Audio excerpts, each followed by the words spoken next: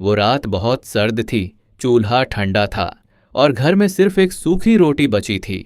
अब्दुल्ला के सामने दो रास्ते थे, या तो अपने बिलखते बच्चे का पेट भरता या दर पे आए उस बेबस मुसाफिर की पुकार सुनता। उस रात लिया गया एक फैसला अब्दुल्ला को टूटी झोंपड़ी से उठाकर शाही महल के तख्त तक ले गया। अस्सलामु अलैकुम व रहमतुल्लाहि व बरकातुहू। नाजरीन कराम, अल्लाह रब्बुल इज्जत की हम्दो सना और हुजूर नबी करीम सल्लल्लाहु अलैहि वसल्लम की बारगाह ए अक़दस में द्रूदो सलाम का नजराना पेश करने के बाद मैं आप तमाम हजरात का खैर मकदम करता हूँ। उम्मीद है कि आप सब खैर व आफियत से होंगे और ईमान की बेहतरीन हालत में होंगे। यह किस्सा शुरू होता है एक छोटे से गांव की एक टूटी फूटी झोंपड़ी से। वहाँ एक शख्स रहता था जिसका नाम अब्दुल्ला था। अब्दुल्ला की कुल जमा पूंजी उसकी ईमानदारी और उसका सब्र था।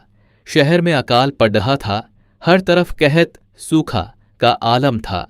अमीरों के गोदाम बंद थे और गरीबों के चूल्हे ठंडे। एक शाम अब्दुल्ला के घर में सिर्फ एक सूखी रोटी का टुकड़ा बचा था। उसकी बीवी और छोटा बच्चा भूख से बेहाल थे। अब्दुल्ला ने उस सूखी रोटी को पानी में भिगोया ताकि वह थोड़ी नरम हो जाए। जैसे ही उसने पहला निवाला उठाया, उसके दरवाजे पर एक सदा आवाज गूंजी, अल्लाह के नाम पर कुछ खिला दो, कई दिनों का भूखा हूं।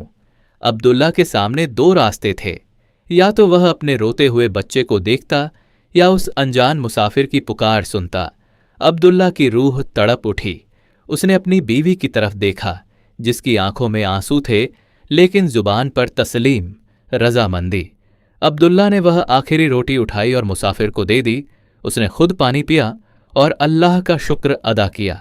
मुसाफिर ने जाते जाते एक बात कही, अब्दुल्ला, तुमने आज मखलूक का ख्याल रखा है, खालिक ईश्वर तुम्हारा ख्याल रखेगा। मंजर दो, आजमाइश का दौर और हिजरत 5 से 10 मिनट हालात बद से बदतर होते गए। गांव में रहना मुश्किल हो गया। अब्दुल्ला ने हिजरत प्रवास करने का फैसला किया। वह अपने परिवार के साथ बड़े शहर की तरफ निकल पड़ा। रास्ते में उसे कई आजमाइशों, परीक्षाओं का सामना करना पड़ा।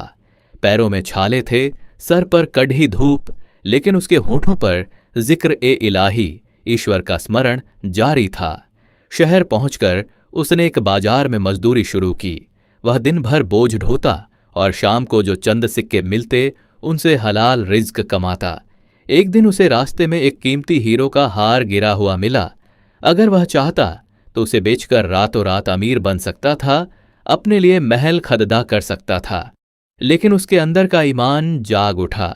उसने सोचा, यह दौलत मेरे नसीब की नहीं है, और जो मेरे नसीब का नहीं वह मेरे किसी काम का नहीं। उसने शहर भर में मुनादी, घोषणा करवा दी कि जिसका हार खोया है वह आकर ले जाए। वह हार उस शहर के सुल्तान की बेटी का था। जब अब्दुल्ला सुल्तान के दरबार में पहुंचा तो सुल्तान उसकी दयानतदारी, ईमानदारी देखकर दंग रह गया। सुल्तान ने उसे इनाम देना चाहा, लेकिन अब्दुल्ला ने शुक्रिया कहकर मना कर दिया और कहा, हुजूर, मैंने यह फर्ज समझकर किया है, इनाम के लिए नहीं।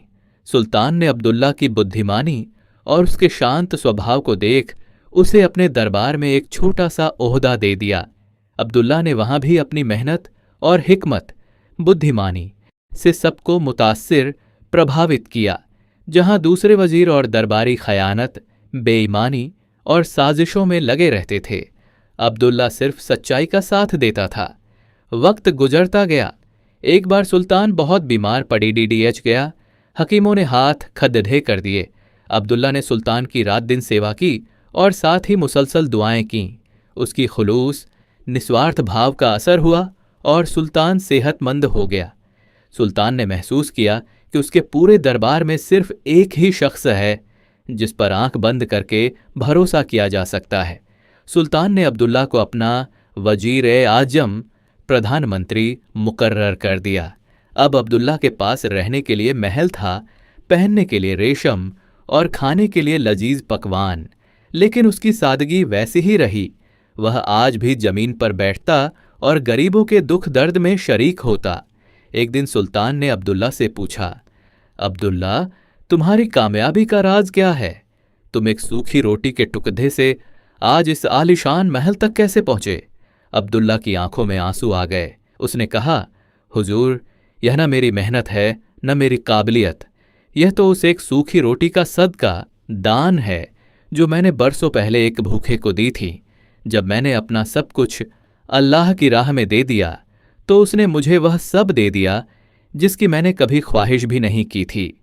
महल तो पत्थर और चूने से बनते हैं, लेकिन इनमें बरकत सिर्फ हलाल कमाई और खिदमत खल्क, लोगों की सेवा से आती है।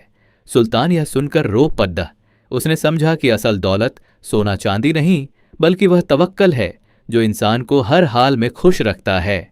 अब्दुल्ला ने अपनी बाकी जिंदगी गरीबों की मदद में गुजारी और शहर में कई मदरसे और सराय बनवाए। ए नाजरीन, अपनी जिंदगी की मुश्किलों में घबराएं नहीं।